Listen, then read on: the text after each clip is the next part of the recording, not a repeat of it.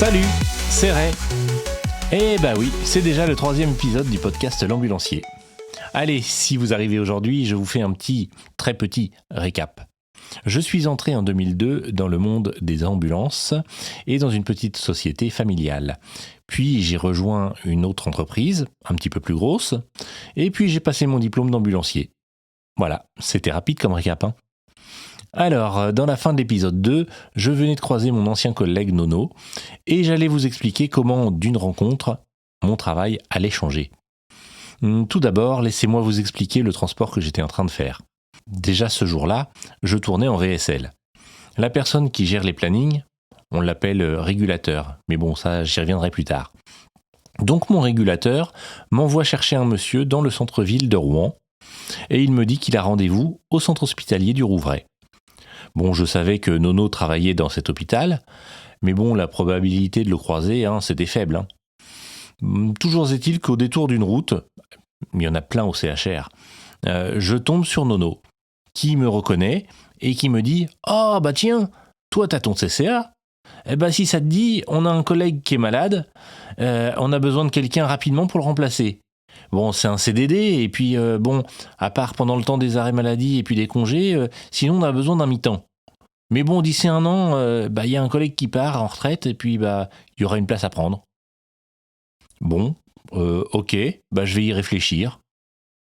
Et sur ce, il me donne le nom du responsable à contacter, voilà, si je suis intéressé. Donc, je repars avec mon patient, et cette information qui trotte dans mon esprit. Bon, alors, je vous ai pas dit, mais je suis marié, et à l'époque, on avait un enfant qui avait 12 ans. Donc je rentre chez moi le soir, puis je dis à ma femme « Oh bah tiens, tu te souviens de Nono ? Je l'ai croisé au CHR, il recherche quelqu'un à plein temps pendant les congés et les arrêts, et à mi-temps le reste de l'année. Mais bon, il va y avoir une place qui se libère d'ici 1 an, 1 an et demi. Bon, après avoir discuté avec ma famille, je décide de postuler. Allez, donc j'appelle le responsable des ambulances, rendez-vous avec lui, avec le directeur du service. Bref, après un court temps de préavis, me voilà embauché au centre hospitalier du Rouvray. Premier contrat de 3 mois dans un hôpital public. On est en septembre 2007. Dans le secteur public, on fonctionne à la base sur des contrats à durée déterminée de 3 mois renouvelables. Puis 6 mois, 1 an, avant d'être stagiairisé et enfin d'être titularisé. On devient alors titulaire de la fonction publique hospitalière. Un fonctionnaire, quoi. Alors comment vous expliquer mon arrivée ? Cet hôpital, je l'ai dit, il est immense. Il fait 80 hectares en intra, avec un tas de structures extérieures. Ah, autre chose que je vous ai pas dit. Le CHR, c'est un hôpital psychiatrique. C'est un tout nouveau monde qui s'offre à moi. Bon, et puis, il y a la vie de famille. Bah oui, fini les 7h-19h tous les jours. Les horaires sont beaucoup mieux définis. 7h-15h, 8h-16h, 9h-17h. Enfin bref, une meilleure qualité de vie. Ah, la psychiatrie. Ah, on s'en fait toute une histoire, mais personnellement, je m'y suis senti bien tout de suite. Arrivé dans une équipe composée de 4 ambulanciers et de 3 chauffeurs, 4 véhicules minibus 9 places, un véhicule TPMR, c'est transport de personnes à mobilité réduite. Vous savez, c'est le véhicule spécialement aménagé avec une rampe pour les fauteuils roulants, voilà. Et puis, une ambulance quand même, parce que c'est un service ambulance.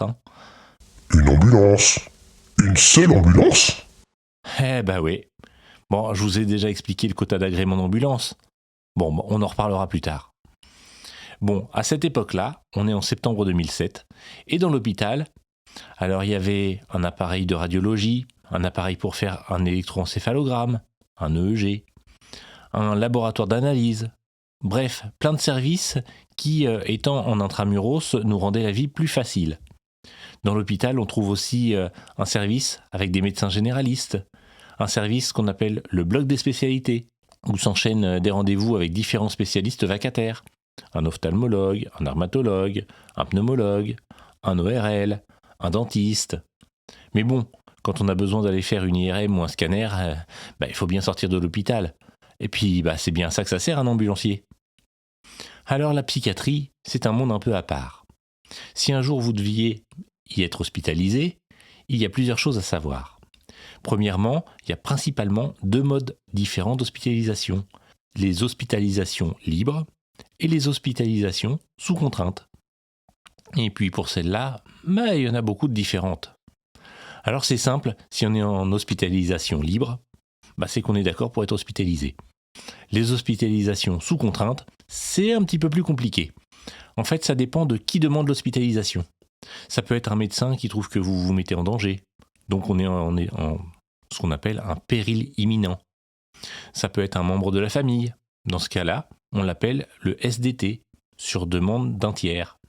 Et puis ça peut aussi être sur demande d'un représentant de l'État, SDRE. Ça peut être le maire d'une ville, ou carrément le préfet. Oui, ça lui arrive de signer des hospitalisations d'office. En juillet 2011, la loi a changé. Et puis maintenant, les personnes hospitalisées sous contrainte, elles doivent voir le JLD, le juge des libertés et de la détention, dans les 12 jours suivant leur hospitalisation. C'est une mesure de protection pour vérifier que l'hospitalisation, elle n'est pas abusive. Bon, et puis on a fermé quelques services, il y a de moins en moins de médecins vacataires. Enfin bref, ça nous a donc obligés à renforcer notre équipe d'ambulanciers, tout ça. Bon, et puis en psychiatrie, on est hospitalisé selon son secteur d'habitation. Donc si vous habitez telle ville ou encore telle autre ville, c'est tel ou tel secteur. Donc tel ou tel pavillon. Ça a quelques inconvénients, mais ça a aussi beaucoup d'avantages. C'est vrai que quand on arrive dans un pavillon et qu'on regarde les autres patients, selon notre maladie, on peut se dire « Ouh là là, où est-ce que je suis tombé ? Je viens pour une dépression et puis j'arrive devant une personne qui bave et puis qui marche comme un zombie. Mais c'est quoi cette histoire ?» C'est le fait de la sectorisation. La personne en face de toi, elle n'a pas la même maladie que toi. Et son traitement, il est tellement fort que elle bave. Mais à côté de ça, tu es suivi par un médecin qui suit aussi ses patients en CMP. C'est le centre médico-psychologique. Et ça, c'est des centres qui sont près de chez toi. Comme ça, quand tu ressors de l'hôpital et puis que tu rentres chez toi, on garde pas les gens indéfiniment chez nous.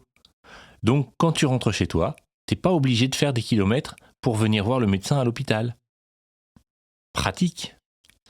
Alors tout ça, c'est bien beau de savoir comment les personnes sont hospitalisées, mais concrètement, c'est quoi le métier d'ambulancier dans un centre hospitalier spécialisé en psychiatrie ? Je vais vous dire tout de suite qu'il y a un grand nombre de procédures différentes qui sont là pour nous protéger, si on les suit bien. On transporte tout type de patients, avec différentes maladies ou pathologies. La première chose, c'est qu'un transport ne fait pas l'autre. Et ça peut déraper en quelques dixièmes de seconde. Un patient avec qui tu parles normalement, d'un seul coup, il peut changer de comportement. Alors, peut-être que tu lui as dit quelque chose, ou tu as fait quelque chose qui l'a contrarié. Mais ça vient peut-être pas de toi, Ça peut être aussi une situation, ou quelque chose qu'il a vu, qu'il a entendu. Faut qu'on se rappelle qu'en psychiatrie, il y a des patients qui entendent des voix, et puis qui croient tout ça vrai. Alors, des fois, il change de comportement parce qu'il a entendu une voix dans sa tête. Bon, et puis il y a différents types de transports. C'est pas la même chose quand on emmène un patient hospitalisé chez un spécialiste pour passer un examen que quand on va chercher un patient chez lui à domicile. Parce que, justement, il prend plus ses traitements, par exemple. Dans le premier cas, le patient il est stabilisé. Il est sous traitement. Dans le deuxième cas, il ne prend pas son traitement, donc il est en crise. On va aussi chercher des patients en prison. Ça nous arrive. Ou alors des patients qui ont fugué, qui sont partis en voyage pathologique. Oh, ça change du quotidien, ça. On peut aller chercher un patient dans le sud de la France, voire même dans un pays étranger. Je me souviens d'avoir été rechercher un patient à Amsterdam. Ah, quel voyage. Et puis, on fait des astreintes. Des astreintes ? Oui, il faut bien assurer le service. Alors tous les jours, il y a un ambulancier d'astreinte. Bon, je vous explique. Le matin, on peut commencer tôt, 7 heures. Dans ce cas, on finit à 15 heures. Sinon, au besoin, 8h-16, 8h-16h, mais plus généralement 9h-17h. Et à 17h, on rentre à la maison avec un véhicule d'astreinte. Et puis, si on nous appelle, on revient à l'hôpital et puis on fait un transport. Voilà, le lendemain, on revient à 12h30 jusqu'à 20h. Comme ça, le collègue qui rentre chez lui, il n'est pas beaucoup appelé avant 20h. Bon, et puis ces horaires-là, ils ont un petit peu changé, hein. On les a un petit peu modifiés parce que le travail, il a changé aussi. Et maintenant, quand on sort d'astreinte, on revient à 14h pour finir vers 21h30. Ça laisse encore plus de repos aux collègues d'astreinte. Et puis, ça permet de se caler sur les horaires de nos collègues qui sont soignants dans les pavillons. Alors, pour les astreintes, y a pas de règle. On peut être dérangé toute la nuit, ou une partie de la nuit, ou aussi on peut ne pas être dérangé. Il y a d'autres transports qui sont sympas à faire aussi. C'est ce qu'on appelle les réintégrations. On prend une équipe de soignants, des aides-soignants, des infirmiers, et puis on va chercher un patient à son domicile. Et puis on fait en sorte que ça se passe bien, hein. Tous ces transports-là, on retrouve un petit peu d'adrénaline, un peu quand je faisais les gardes de SAMU. On se retrouve dans des situations bizarres, voire carrément inquiétantes, peut-être même dangereuses. Je me souviens d'être allé chercher un monsieur chez ses parents. Et quand on arrive, ils nous disent « il est chez son cousin dans le foyer à côté ». Bon, on y va, c'est dans un immeuble au 3e étage. Quand on frappe à la porte, le collègue, il reçoit un bol de café qui lui explose à quelques centimètres de la tête. Décision est prise de contacter la police. Et puis en les ayant en ligne, le patient il sort de l'appartement avec un couteau dans chaque main et il se met à nous poursuivre. Autant vous dire qu'on a détalé comme des lapins, hein. Et puis on s'est réfugié dans l'ambulance. Bref, notre patient passe à côté de nous, et puis la police arrive, on retourne chez les parents, et là notre patient pose ses couteaux, et puis il dit au policier « Passez-moi les menottes, je veux pas retourner à l'HP ». Bon, pour finir, les policiers l'ont raccompagné dans l'ambulance, jusque dans le service d'où il s'était échappé. Et puis il a fini en ISO. En ISO? C'est quoi ça? Alors le vrai nom, c'est CIT, chambre d'isolement temporaire. C'est une pièce avec un lit fixé au sol et des toilettes qui vont permettre au patient, avec un traitement adapté en plus, de pouvoir s'apaiser ou de lui éviter de trouver des objets pour se faire du mal. Souvent, les patients sont dans des chambres d'hôpital normales, hein, mais selon le comportement de la personne, s'il s'agite ou s'il a des propos inquiétants, il peut se retrouver dans ce type de chambre pour assurer sa sécurité ou celle des soignants. D'ailleurs, c'est encore un type de transport qui apporte de l'adrénaline, ça, les agitations. Mais nous y reviendrons dans un prochain épisode du podcast L'Ambulancier. En attendant, n'oubliez pas de vous abonner, de remplir ce podcast d'étoiles, d'activer tout ce que vous pouvez activer pour avoir toutes les infos, et à l'épisode prochain!